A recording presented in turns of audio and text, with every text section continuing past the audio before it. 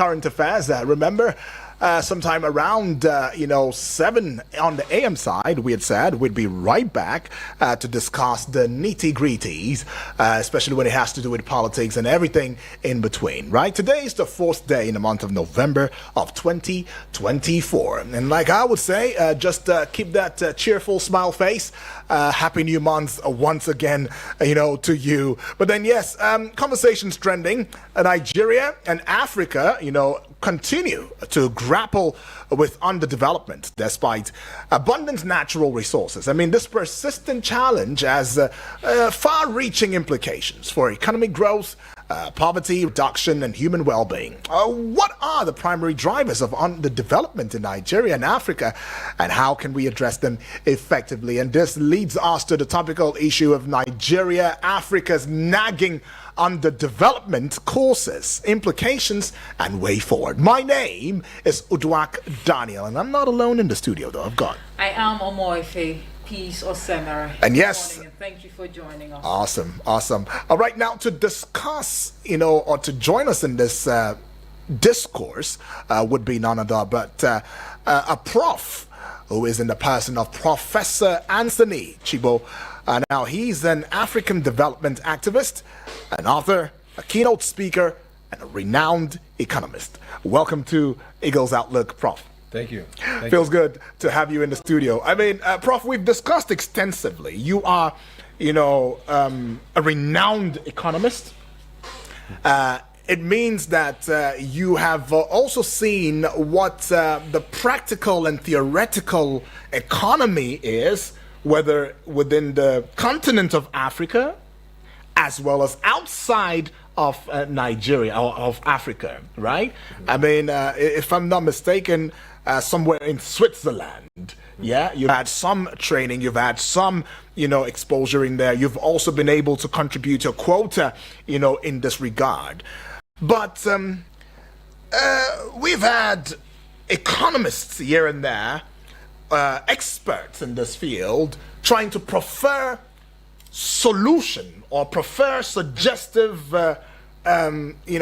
measures that the federal government, the central bank can take learning from in order to ease off the tension, the chaos, the economic crisis, the economic nosedive, the prevalent hunger in the country today. And most of them have said that there are pointers. And most of them have mentioned the issues of the bad policies.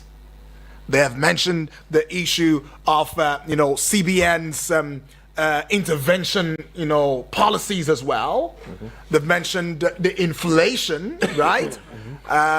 They talked about how the demand and supply forces, how they work inimical, to the, state of a nation's economy.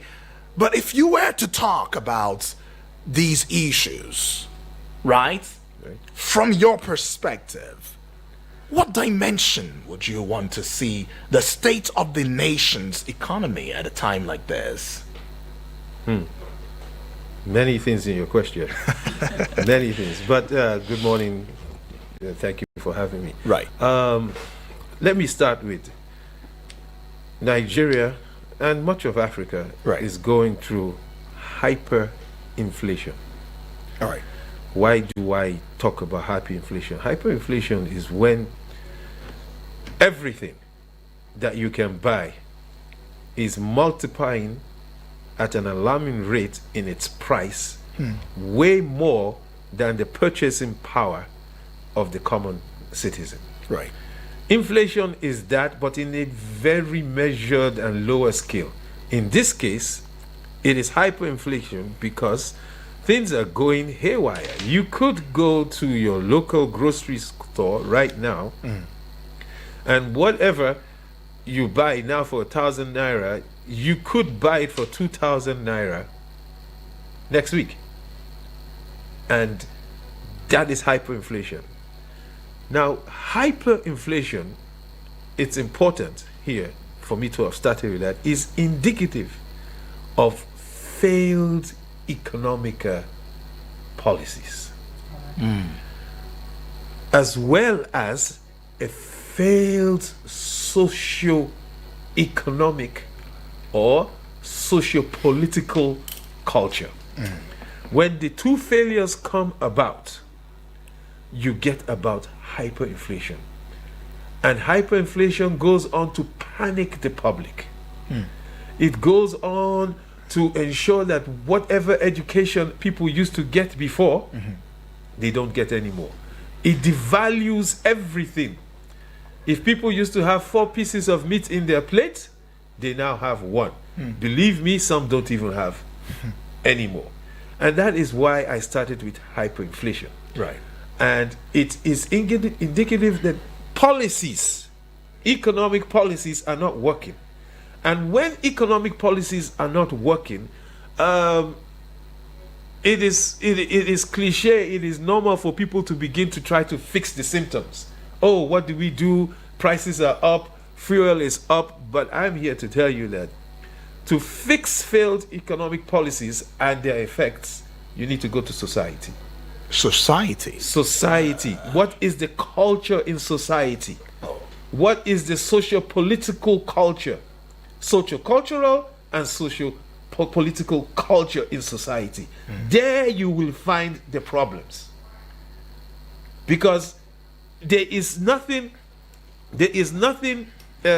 you can do more about money that was supposed to be appropriated for a certain thing not being used. That is not an economic problem.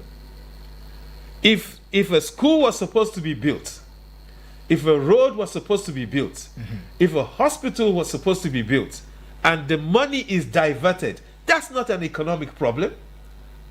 That's a socio-cultural problem of corruption. If the wrong people are in the so-called right places, if you have square pegs, okay, in round holes, that's not an economic problem. That's a socio-cultural problem. Why is the wrong person in that position making the wrong decisions? Is that the situation we are in? Oh, in most definitely. Most definitely, that is why we are here. We are here in this situation, Nigeria and Africa, because the decisions that are supposed to be made are not being made, and when they are even made, they are not being implemented. And the monies that are supposed to be not diverted, but used for development, is diverted into something else. That's why we're here. Well, Prof, Africa is home to 1.4 billion people, and Nigeria is accounting for approximately 15% of the continent's population. Now, despite the significant economic growth, Africa still remains one of the world's most underdeveloped regions. And now, how has the historical context of colonialism and post-colonial economic structures contributed to Africa's underdevelopment? Colonialism was never designed and is never designed to develop any culture, any nation, any continent. Colonialism was designed to extract from it. So would you call that a blessing or a curse? A curse, because if you are colonized, everything has been extracted from you. Your mineral resources, while you were colonized, was extracted from you. But one silent thing that people don't realize is that your thinking, your ability to think towards progress, towards development, is also extracted from you. Yes, and right now, that's very important, because right now, the typical former colonized person believes in himself, within him, that whatever is out there in his former colonialist powers country is superior to what he has, including his abilities. The cliche is that, the Igbo man is more capable in doing this and that is where the problem starts, because once you keep on looking outwardly and you have less of a belief, arrogance is not belief in yourself. Belief in yourself is indicative. You indicate belief in yourself when you produce and you consume what you produce. And Africa and Nigeria does not do that. But Prof, let me interject there. Yeah. Isn't this supposed to be about results? Should it be about color? Because when you say that, Africans believe that, oh, the Oyibo man, they are the ones who are capable and all of that, have we not seen proof? Maybe in not all instances, but in most instances. No, I understand you. I agree. The proof Yeah. is there. The truth is that when it comes to production, yes, the Oyibo man is better. Yes, but the reason why they're better is because you believe they're better, and you continue to believe that they will be better. The day you cease to believe that, and you believe that you can do what they do, begins the day that time it starts, when you begin to copy and eventually surpass. Right. Well, when you talk about the socio-cultural, aspects of, the economic, challenges that we are faced with, not just in Nigeria, but Africa as a continent.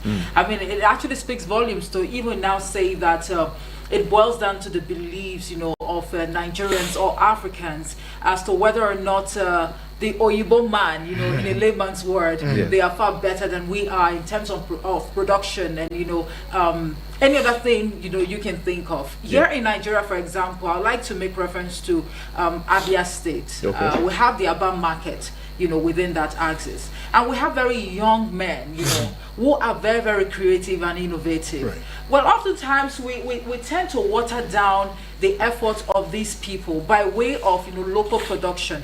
The question now would be, how many Nigerians even patronize made in Nigerian goods? Maybe the belief system you're talking about speaks to that. Yeah. But shouldn't it be a top to bottom approach in such a way that we have our leaders kind of like set a standard for the citizens to follow? Yes.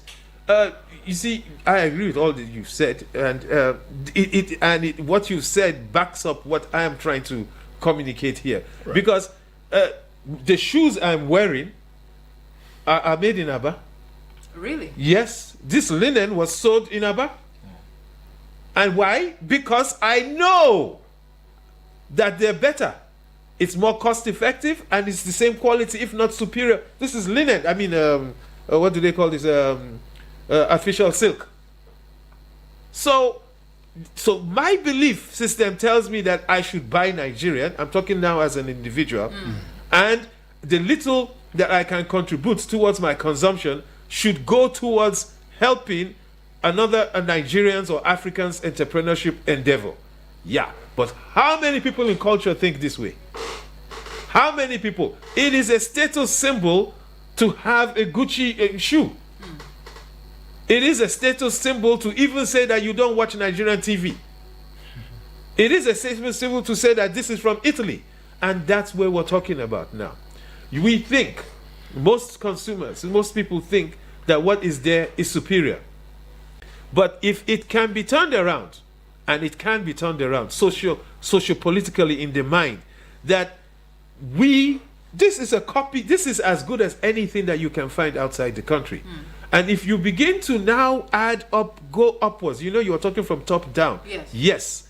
If up can make it that imported goods are astronomically, because this is what is done in other climates that have stronger economies.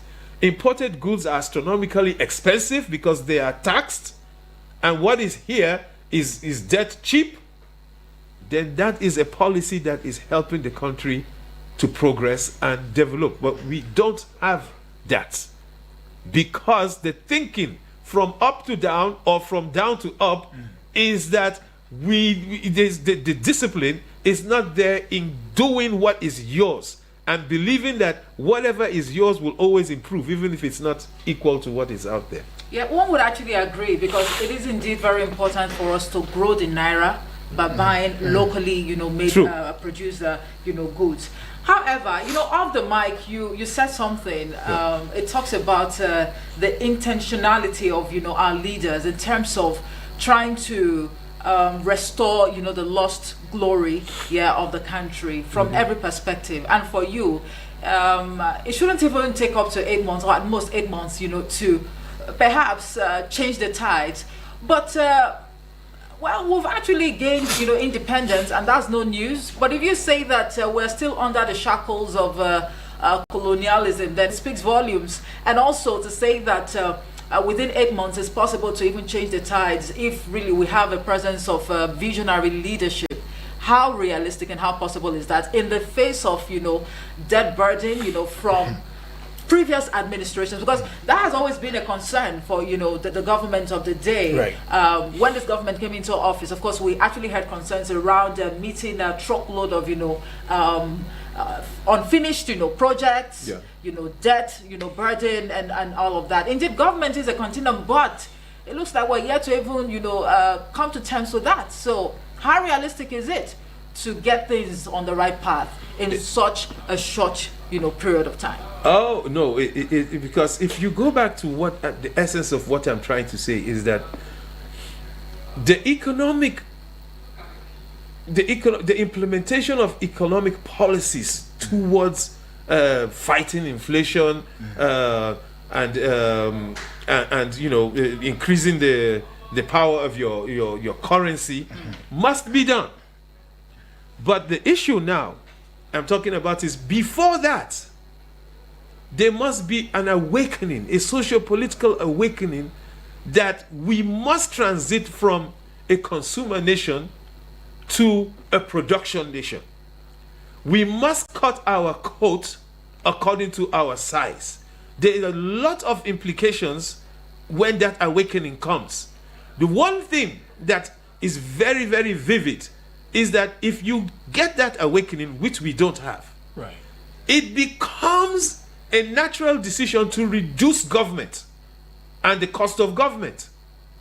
The reason why government is expensive and it is hard to reduce government is because that awakening is not agreed to. The awakening I'm talking about, that listen, we need to stop consuming and we need to start producing.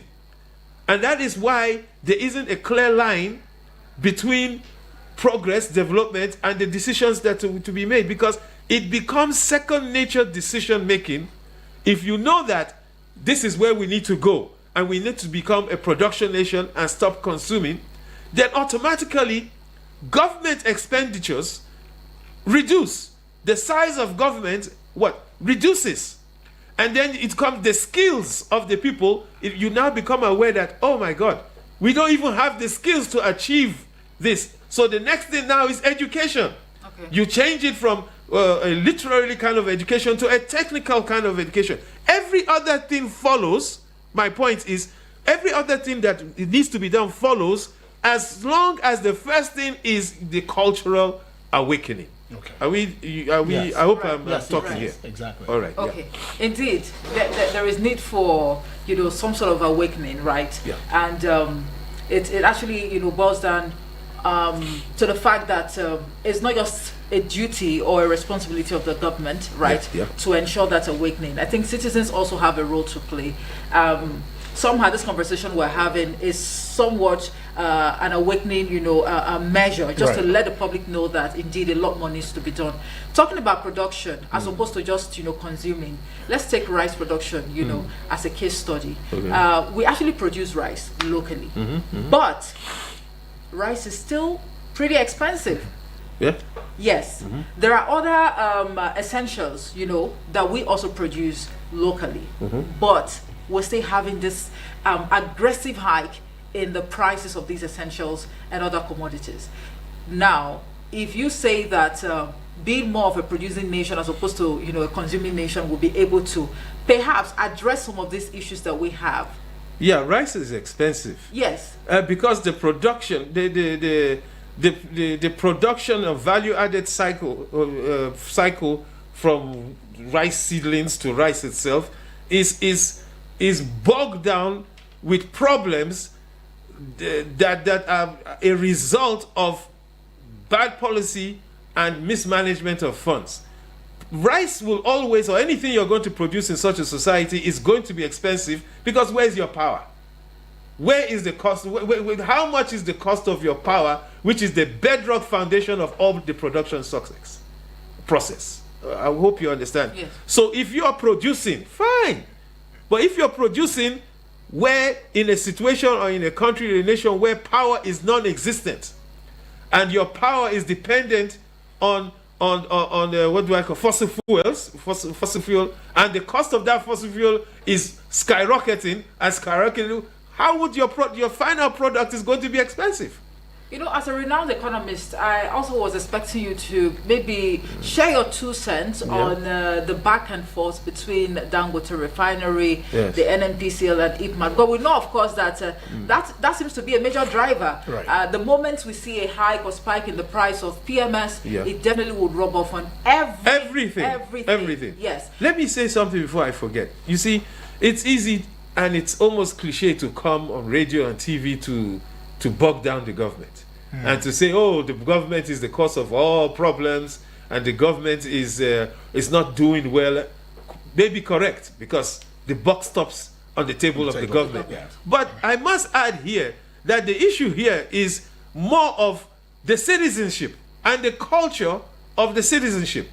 We did a small experiment, my university here, and it was a virtual AI simulated experiment where you're dealing with characters and variables that you input, which you want to mimic the characteristics of a typical Nigerian. So I must get that it wasn't real individuals, it was simulated individuals. Okay. But the results showed that if you were to lift in any segment of the country, common Nigerians from wherever they are, and replace the current or any government, with those common Nigerians wherever they are, things would even go worse. So I just want to make that point, that it is not a them versus us thing. It's a we. It's a we thing. Everybody is involved in what is going wrong, because the worship. Can I say that the worship of the flesh, and I'm not preaching here. I mean, it's just that communicates what I mean. Right. Yeah. The unquestioning of wealth, of the source of wealth, the society's unquestioning. That society does not question the source of wealth, and at the same time worships that wealth and whoever has it. That is the key contributing factor to who you have making your policies.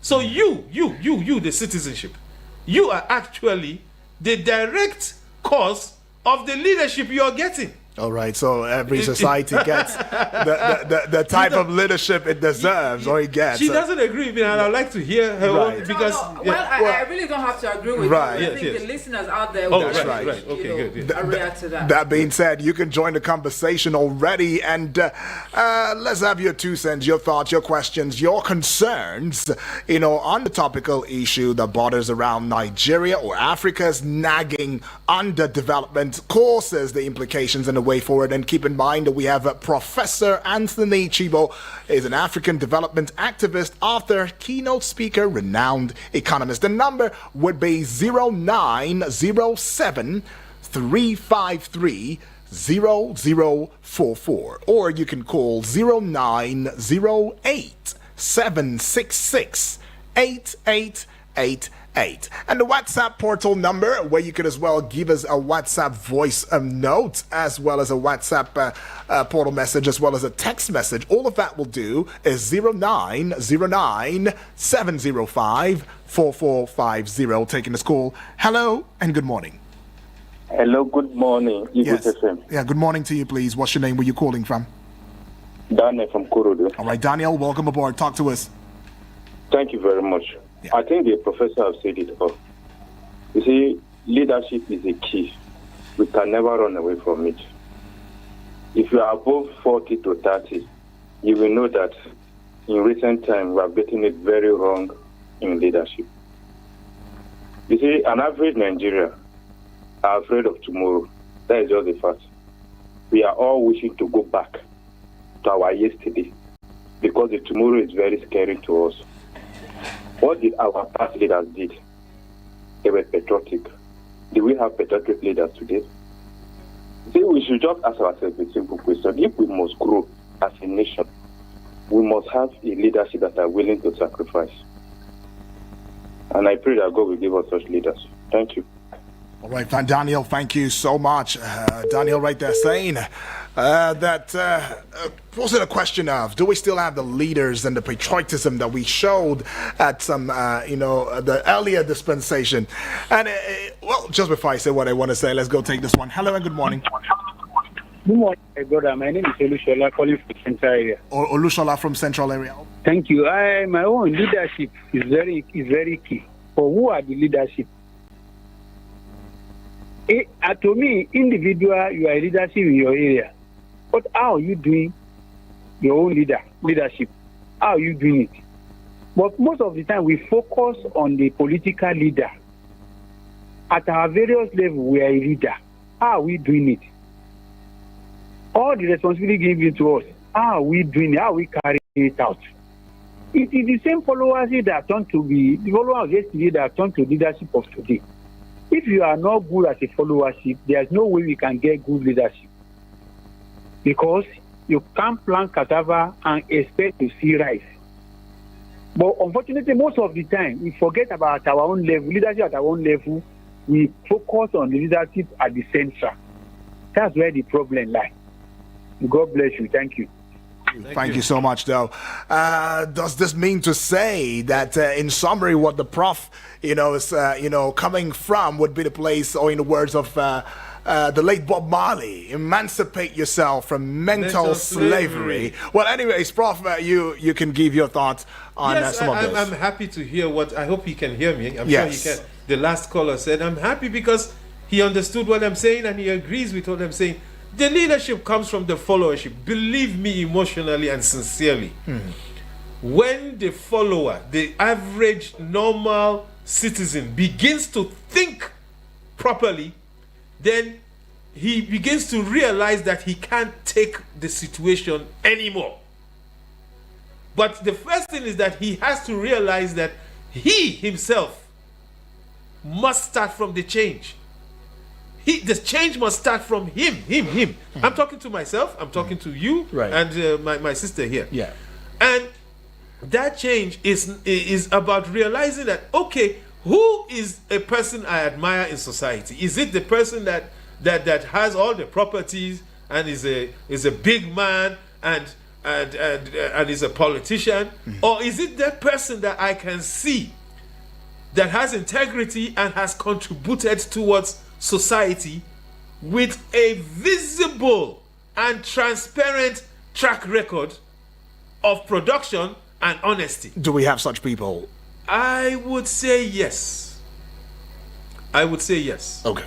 I even have one in mind that is now very successful, but I will mention the symptoms, but without being, because I'm not a politician. Right. Now, listen, we have people that have gotten ideas, entrepreneurs, okay? They've gotten ideas and have worked through the system and have gotten up there.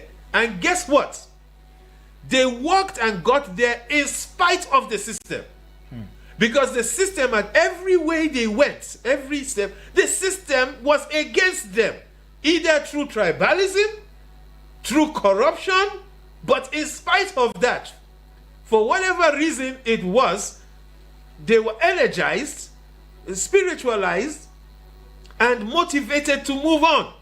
And even when they got to the top and are operating their own entrepreneurial, you find that the structure that is supposed to help them, in many cases, is fighting them, either as a conceived structure or individuals because they are not from the other tribe or the other. Right. So to make it in Nigeria it's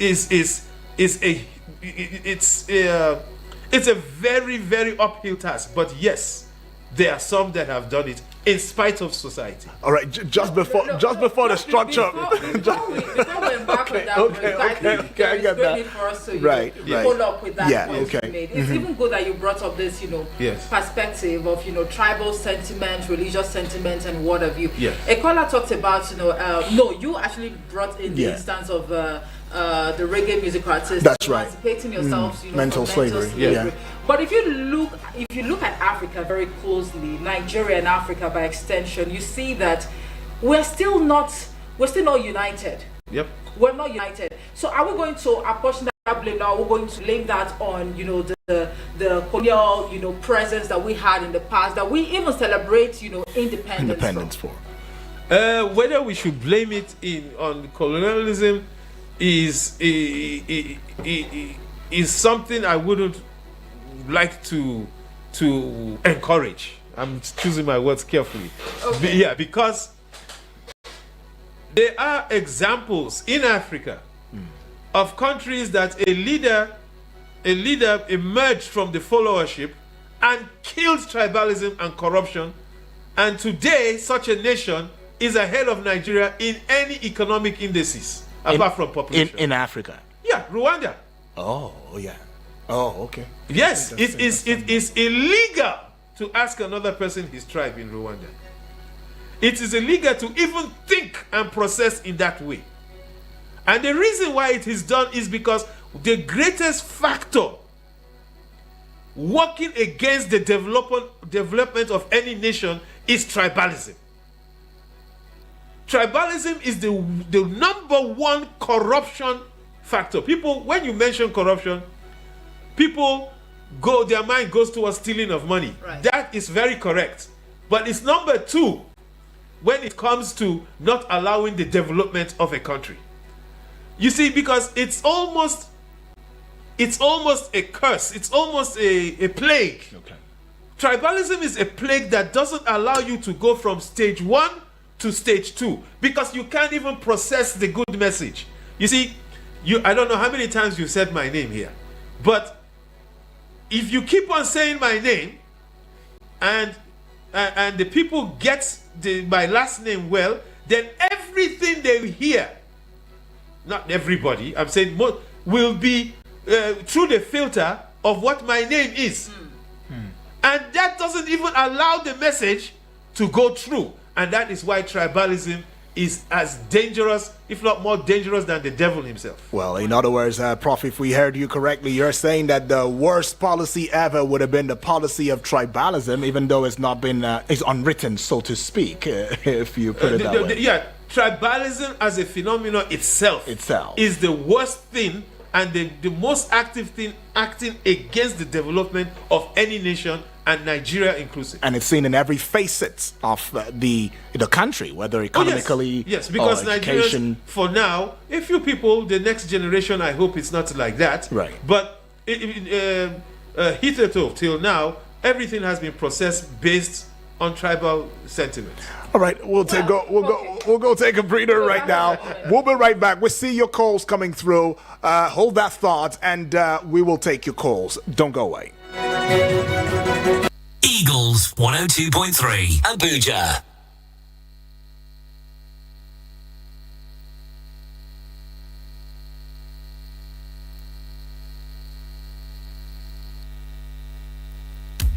Wow, this feature phone is so good.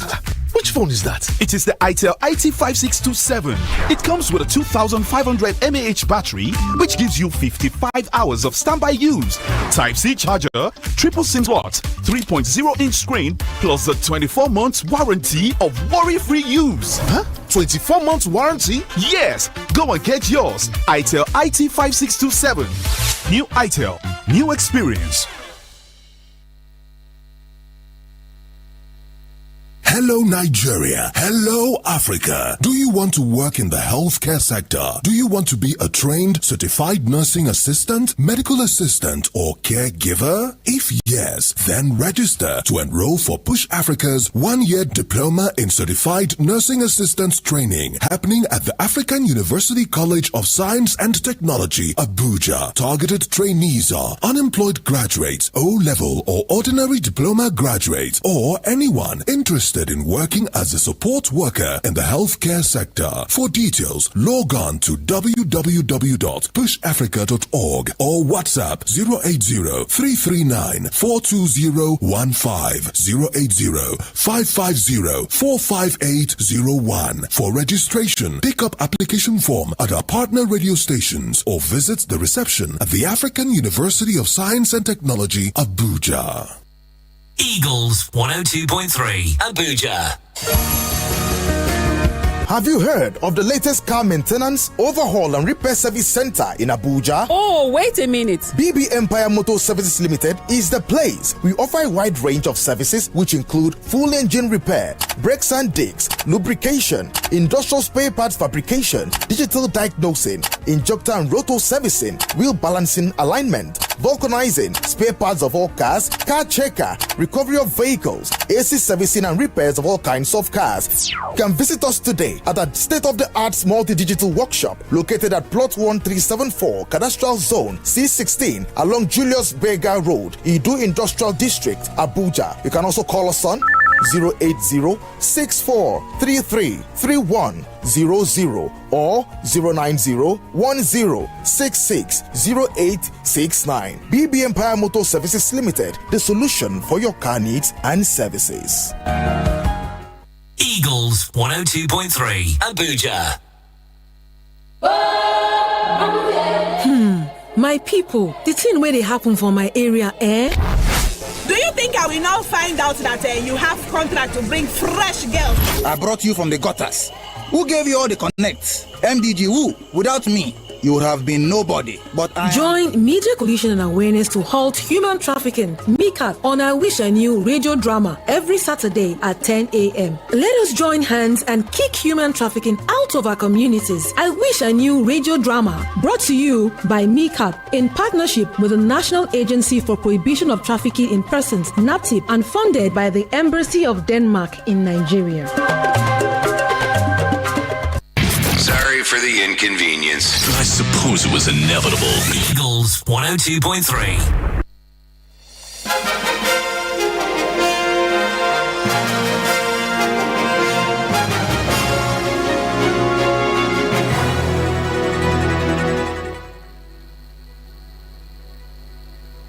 All right, if it doesn't come out here freshly, then it would not be Eagles 102.3 FM. Abuja, we're still talking on the topical issue, Nigeria, Africa's nagging underdevelopment courses, implications, and way forward. Still with us in the studio is Professor Anthony Chigbo, is an African development activist, author, keynote speaker, renowned economist. But we would not keep you waiting. Giving you the numbers already, we see that you've been trying to reach out to us. 0907 353 0044 would be that number, and we take the score. Hello, good morning. All right, that's a miss. Keep the calls coming through. The second number would be 0909 705 4450, and that's the WhatsApp portal number, by the way. And then also to let you in on the fact that you can call 0908766 8888. And we've got a couple of messages. Let's just go take these messages as quickly as we can. But first of all, beginning with the voice notes.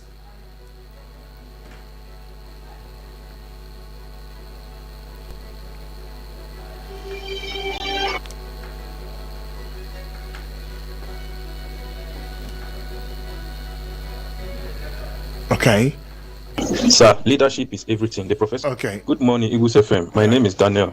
Sir, leadership is everything. The professor has a point, but the truth is that leadership is everything. If you have a good leader can change the mindset of a bad followers. If you have a good leader, it can influence the followers. And one thing we should understand is that Africa and Nigeria as a whole, we have vulnerable people that cannot question the authorities of leadership. So if we must have a good leader, it will trickle down to the followership. We are here in this country. The president said fuel subsidy is gone. It affects everybody. We are here in this country. They redesigned the Naira note. Nobody questioned. That shows the power of leadership. So leadership is everything, sir. Thank you very much. Right, Daniel says leadership is everything. And but just away from that now, let's take these messages via the WhatsApp portal. Right, Samuel from PJ says, greetings to you, Obong, Uduak, Daniel, and Omoefe Peace. Talking of underdevelopment that we are facing in Africa, especially in Nigeria, I don't think that we need to go far to know where the problem is coming from. The problem is within us. When we have people who are selfish and self-centered as policymakers, surrounded by sycophants and praise singers, what do you expect? It is what, one ordered from the market that they will buy for him. Right, we have gifted and talented young entrepreneurs in the country, but they are not getting support from the government. Instead, they prefer foreign-made rubbish. How can we be economically backward and underdeveloped when we don't value what we have? Our present-day leaders lack vision. I rest my case. Have a fulfilled day, UD and Omoefi and the guest in the studios. Right. Thanks so Thank much. you so much, Samuel. See another message right there. This one here says, good morning, UD and FA, and also to your guests in the studios. On the cause of our underdevelopment, I believe leadership, citizenry, and the structure of governance is the problem. For instance, Nigerians have been made to pay for the astronomical cost of governance and corruption, the cost of maintaining the president and his overbloated cabinet, the cost of maintaining heads and staff of overbloated parastatals, governors and their cabinet, state parastatals, state and national assembly members, local government chair, and councillors is too heavy on Nigerians. Added to this is the cost of corruption and the extravagant lifestyle of our leaders. I ask, how will development come to cap it all? The citizens are docile. To me, this style of democracy we are practicing is not sustainable. This is Yusuf from Wuse 2. Okay. Thank you so much for that message, Yusuf. Well, just for one of time again, let's just take this and then, okay, that's a mess. Well, this is about it. Right. Yes, before we actually went to that commercial break, you said something about tribalism. That could also be a factor as to why we are very slow, in terms of, making progress. Yeah. But one would also say, I mean, a number of political, public affairs analysts rather, they've actually blamed this, very slow pace in terms of growth and progress on the absence of political will. Are your thoughts any different from that? No. There is absolutely no political will, in my opinion. It's evident. It's evident. Time and time again, it is evident that the political will to do what is right is seldom there. The complications and the involvement, what is involved, and the sacrifice that is involved in getting the right things done via and through through the initiative of government is difficult. And that is the definition of the lack of political will. For instance, eradication of corruption. I'm now talking of stealing of money. It takes massive political will and sacrifice. Whoever initiates a genocide against corruption here is likely to have no political career after that. But we will be left with a country that is healed. And this is why I highlight followership. A good leader comes from the society itself. Right. Because for some reason the society has been enlightened and accepted the message of enlightenment, and because of that message of enlightenment and acceptance, a good leader emerges. It's like, so we shouldn't put the chicken before the egg. The society has to give birth to that leader that we are expecting. Well, Prof, there's also what we have to give birth to now. It would take taking this call. All right, hello. Hello, good morning. BB Blessing. BB Blessing, good to have you. Yes, good to have you. It's been a while. It's been a while, BB. You people are the good leaders. If you forget people like Una, like on my face, like my namesake who dragged down, like my second brother where he did there, we will be happy, very, very happy. I really thank you now. I want to greet you this morning for stand for the truth for Nigeria. God will continue to bless you now. We don't have any money to give you now. God will continue to guide you now anywhere now go. See, good leader, my name now BB Blessing. I just wonder whether we even have leaders in our country, Nigeria, that they cannot show good example for us. They are using tribalism. This one are Christian, this one are Muslim. Joining ourselves together, we are beginning to fight ourselves. I always tell them for this lady, they do not know tribalism. Market where we they go, they don't know Muslim, they don't know Christian. We are one. According to we call ourselves, we are one. Why can we say this our Nigeria? Where person go see truth, he will turn to black. I hear one lawyer talk today about these children where they arrest. Whether our police, they don't know what they're supposed to do, I don't know. Boko Haram, they are rubbishing people for their farm. Police never go push it down one day, go arrest them. But the one bully that come out now, one lawyer say Nigeria is doing well. If that person go meet president today, we are complaining and he say lawyer, start for Nigeria. Lawyer, he go say Nigeria is doing well, our president is doing well. That means the children where they arrest, they are adults. I pray, may God not let our pikin dey there where the people where they arrest. I know they say the belly lawyer. That's why when they see truth, they cannot stand for the truth. They are buried there up. Their face go face, go whether go face down. May God forgive them. Why we go take get good leader for Nigeria? Where our politicians they don't buy our lawyer, buy our police, buy everything. How we can get good leader? May God deliver us for hand of watchers where we don't enter. We enter one, we don't enter another one. God bless you. Bye-bye. All right, BB Blessing, thank you so much for your thoughts. I mean, Prof, that's quite a lot.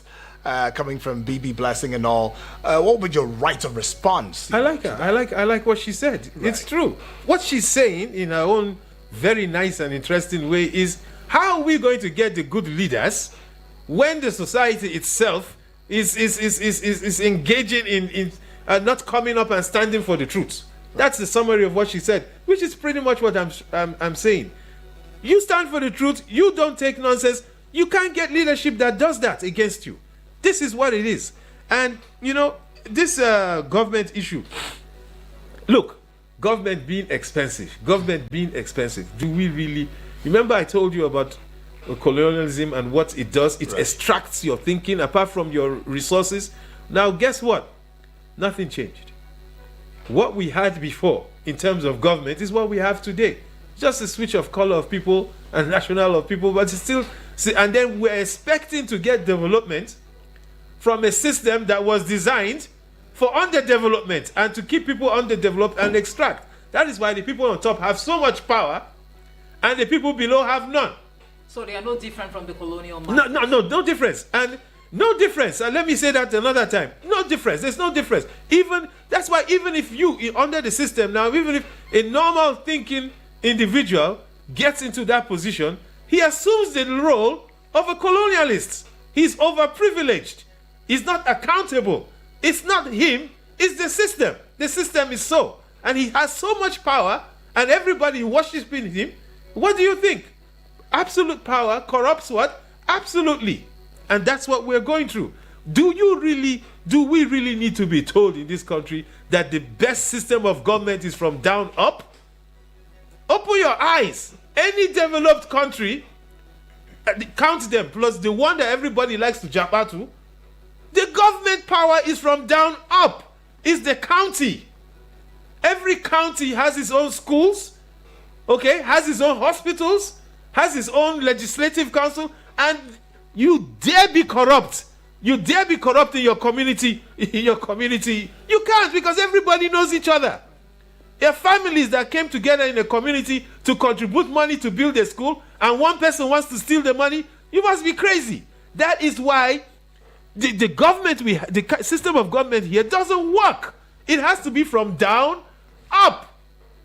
But when we talk about the system of government not working, some would say it's democracy. Government of the people, for the people, and by the people. And by this system, ordinarily, the system I just explained now is democracy too.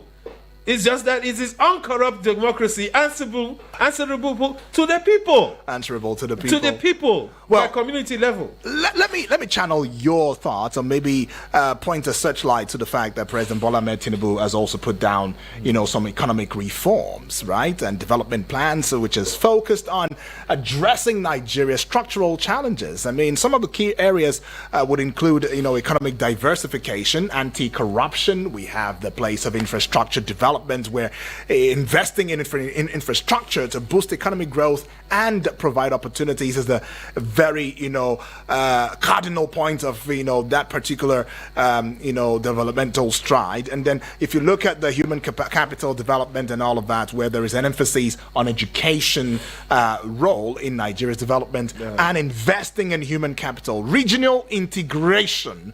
I mean, we're fostering regional cooperation to promote economic growth has been one of the strong, angles to it. And then you might also want to consider some of the other reforms that he also brought about, which some has not put a smile on Nigerians' faces, while others have somewhat, allowed for Nigerians to have, some sort of hope, being that he has the mantra of renewed hope. that is his mantra for his administration and all of that. Well, one of such would have been the removal of fuel subsidy. I mean, the floating of the naira, the economic recovery and growth, plan, ERGP, infrastructural development, student loan program, STEM education, anti-corruption war, ministerial performance bond. I mean, you can mention it, minimum wage implementation and all of that. Having said all of this, are we not on the right path yet? Sorry, I don't know why I laughed at what because we were deaf. That came out wrong. I didn't mean to laugh before you finished your state. But listen, we are definitely, this is not personal, and I'm not a politician, but we're definitely not on the right path, and I am going to qualify that and give examples and defend my statement. Okay. Now, before I do that, let me give an analogy. Right. Nigeria is like a bus. Okay. And like a bus traveling in a certain direction. Are we together? Yes, please. We're traveling in a certain direction, and as we're traveling there, the end of that direction is a cliff. Okay. It's a cliff, and the cliff is like a 10,000 feet cliff there. So if you fall off that cliff, it's over. It's over. Now, the country is that bus going towards that direction, and people are saying, hey, guys, what is the air condition is not working. And another person say, wait, can't you hear the tire? The tire is wobbling. Another person say, my seat, this particular seat right now is not comfortable. And those are the symptoms. Things are expensive. Of course, things are expensive. Yeah.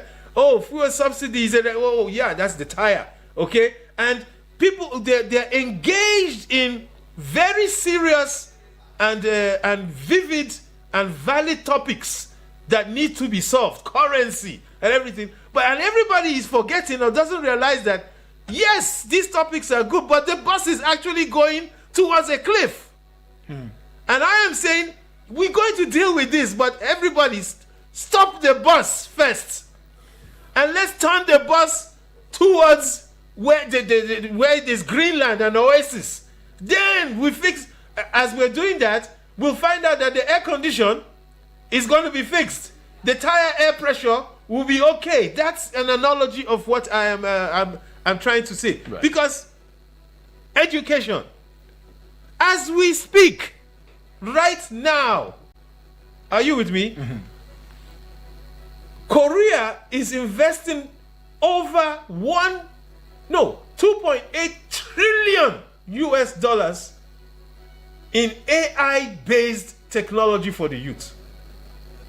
China's investment in AI-based technology, I'm not talking of what is going to happen tomorrow. I'm saying as we are speaking in this radio program right now, China's investment quadruples Korea's own.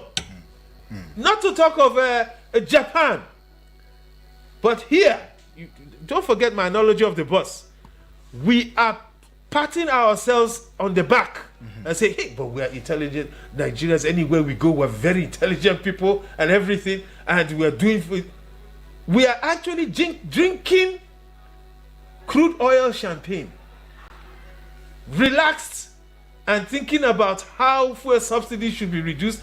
Meanwhile, the world is leaving us behind, because by the time, if we ever solve our inflation and our debt and our corruption, we will just find out that we imagine a world that everybody is enslaved. Because you didn't follow the investment that's supposed to be done now.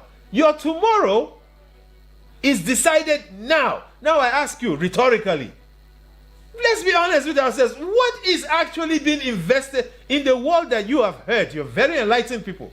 In the world where AI is replacing everything, anything that can be done by the intellect of a human, okay, anything that can be done by the intellect of a human is being replaced as we speak by AI. All right. So the direction to go towards your education right now is to invest in the youth towards being the designers of that technology, or to be vested in the skills that AI cannot replace. Right. That's the future. Okay, that's the future. And we've got a future here too, but this future would not continue today. Maybe some of the time we'll get the prof, into the studio to have this conversation with us. And just keep in mind that the discourse has been, on a topical issue that borders around Nigeria, Africa's nagging underdevelopment causes, implications, and way forward. And the prof has been Professor Anthony Chibo. He's an African development activist, author, keynote speaker, renowned economist. Thank you so much for gracing the occasion today. Thank you. We look forward to having more conversation with you in the coming days. God bless you guys. Right, and to you too that have been a part of this, thank you, far too kind. You are indeed the real MVPs. We appreciate you. My name is Udwak Daniel. Until tomorrow. And I am Omo Efipisa Semere, but just to let you know as well that the views expressed by the guests and the callers were not influenced by Eagles FM 102.3 Abuja. Good morning.